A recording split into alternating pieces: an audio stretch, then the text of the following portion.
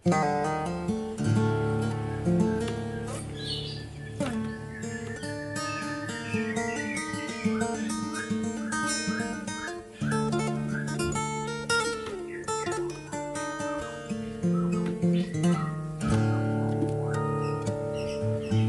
jumpa sahabat Kicauania Nusantara.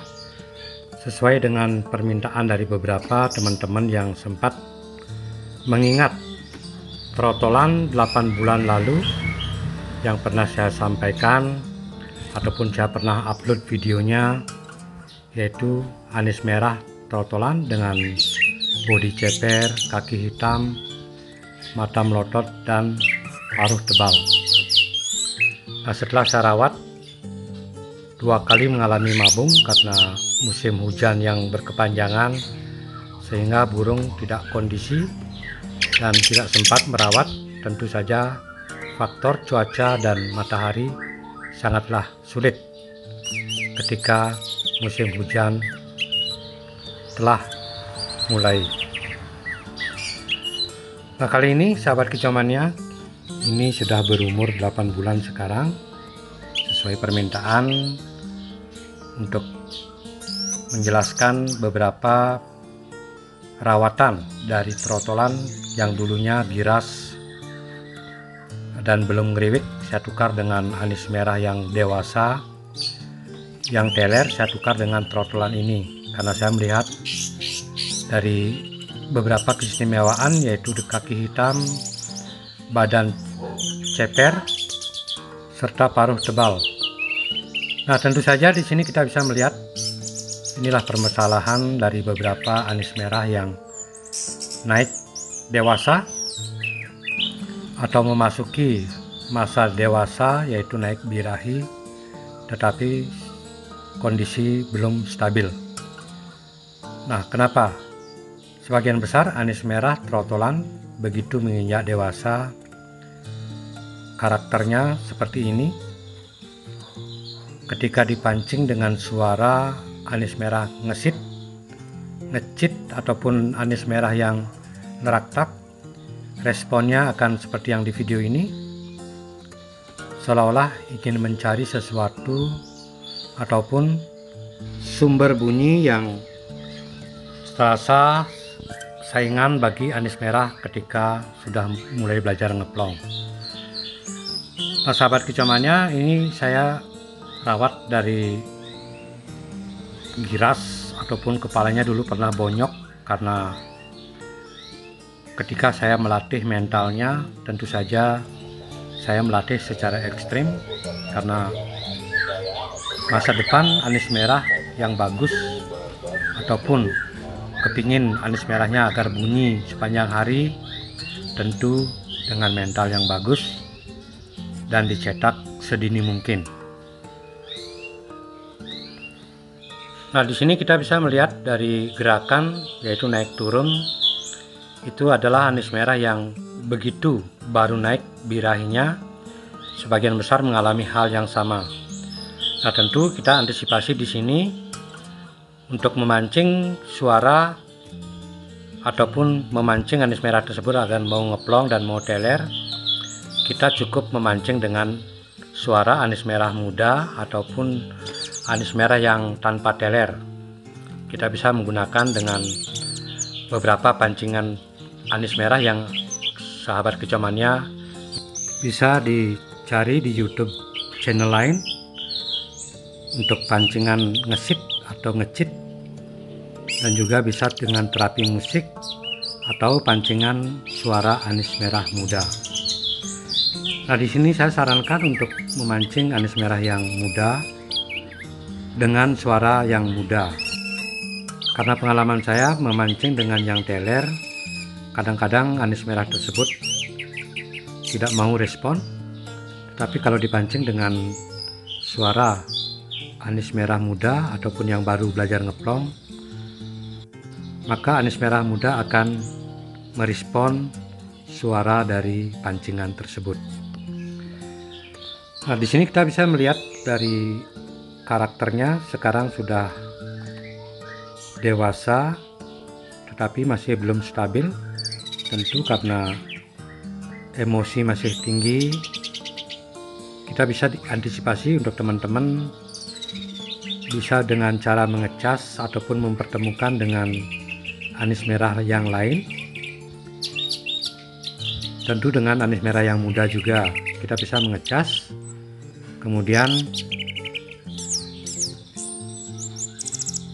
untuk mencetak mentalnya, kita bisa menempatkan di teras depan ataupun mengablak tanpa kerodong di siang hari.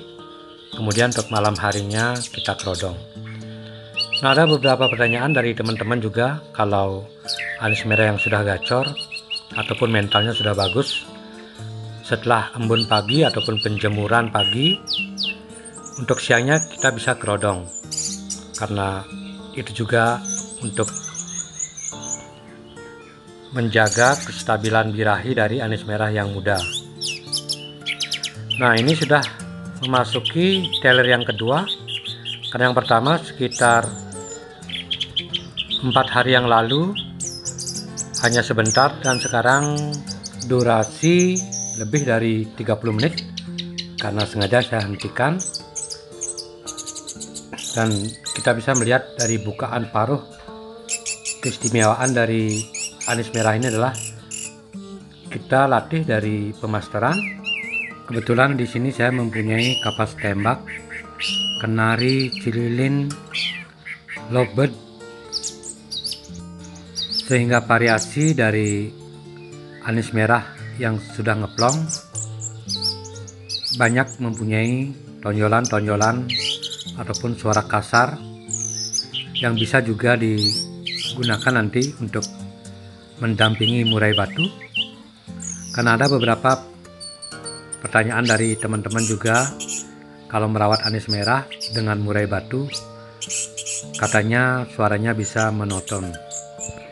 Tapi kalau kita bisa melatih anis merah dari kecil dengan masteran-masteran yang kasar, sedikit tidaknya kalau kita punya banyak masteran di rumah dikombinasikan dengan suara anis merah, maka pengaruh dari tonjolan untuk murai batu tidaklah terlalu mempengaruhi. Itulah yang saya miliki sekarang ini, dan untuk murai batu tidak ada pengaruhnya dalam menirukan suara burung-burung masteran lain. Nah, di sini kita bisa melihat juga dari bawaan lagu anis merah ini panjang-panjang, kasar, walaupun telernya masih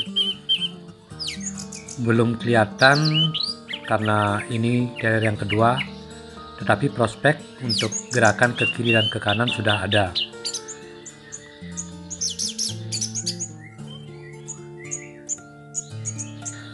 Nah, untuk teler di sini apakah bisa berubah?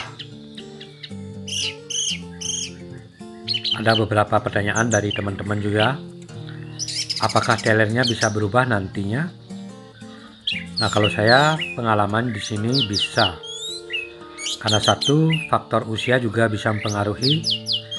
Karena saya pernah memiliki anis merah yang dulu telernya seperti patung, tetapi setelah mabung kedua berubah. Gerakan ke kiri dan ke kanan bisa cepat ketika anis merah tersebut sudah mencapai puncak birahi yang maksimal.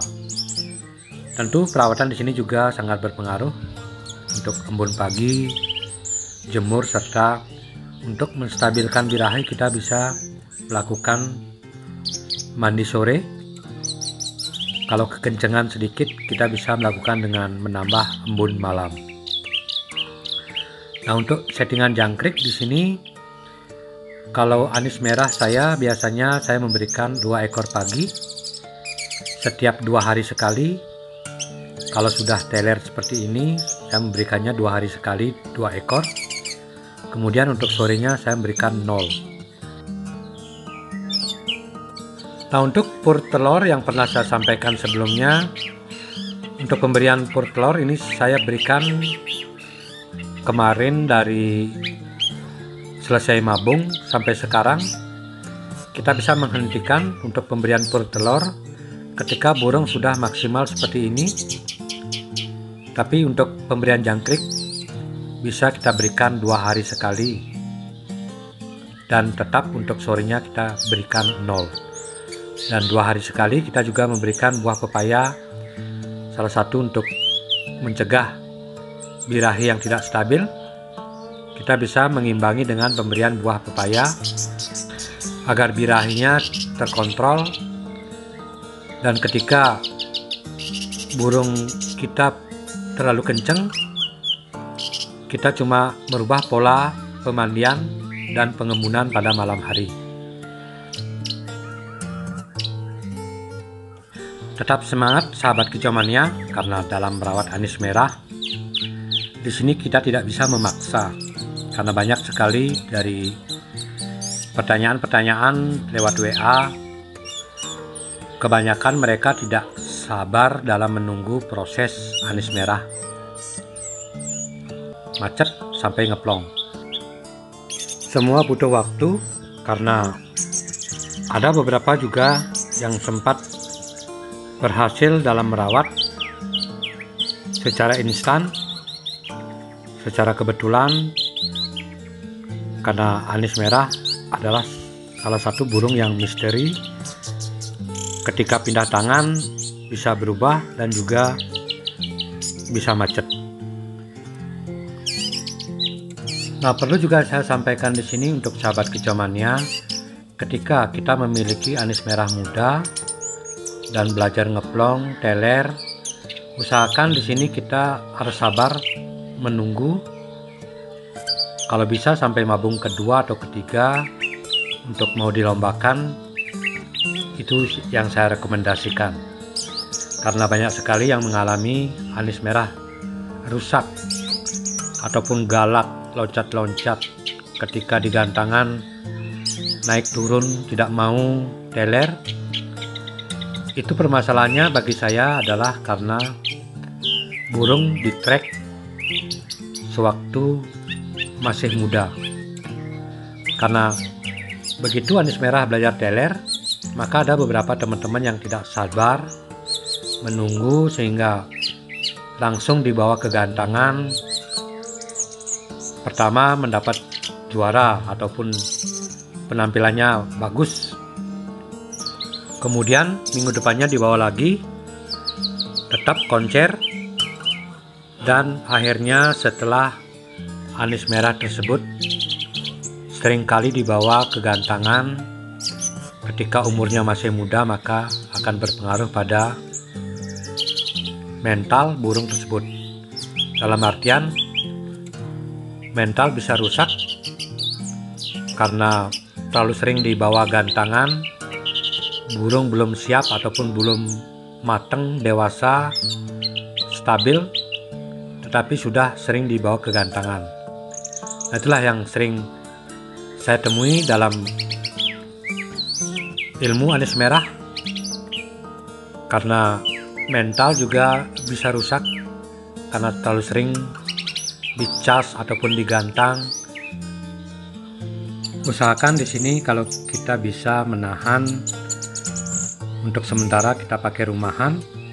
Nanti setelah cukup umur sekitar 2,5 tahun, 3 tahun atau 4 tahun, baru bisa kita bawa ke gantangan. Sesekali kita bisa melakukan pengecasan bersama teman-teman, sekedar menjalankan hobi. Kita bisa kumpul bareng dalam jumlah anis merah yang tidak terlalu banyak. Kita bisa melakukannya secara rumahan. Demikianlah sahabat kicau mania dalam memahami anis merah ataupun burung muda, agar diperhatikan supaya mentalnya nanti tidak rusak. Kita bisa merawat anis merah tersebut secara disiplin serta menunggu waktu yang tepat untuk dibawa lomba.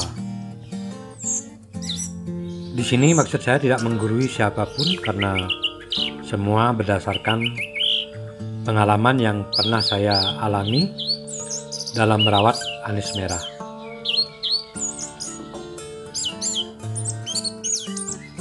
Oke, demikian sahabat kicau mania, semoga bisa menjadi inspirasi dalam merawat anis merah. karena ini adalah salah satu burung yang tidak bisa kita samakan pukul rata dengan burung yang lain dengan mengjor ataupun memberikan ekstra puding berlebihan. Burung tersebut akan bunyi, tapi untuk anis merah perlu rawatan konsisten dan stabil. Sampai jumpa pada video saya yang akan datang tentang anis merah dan murai batu penangkaran seri F.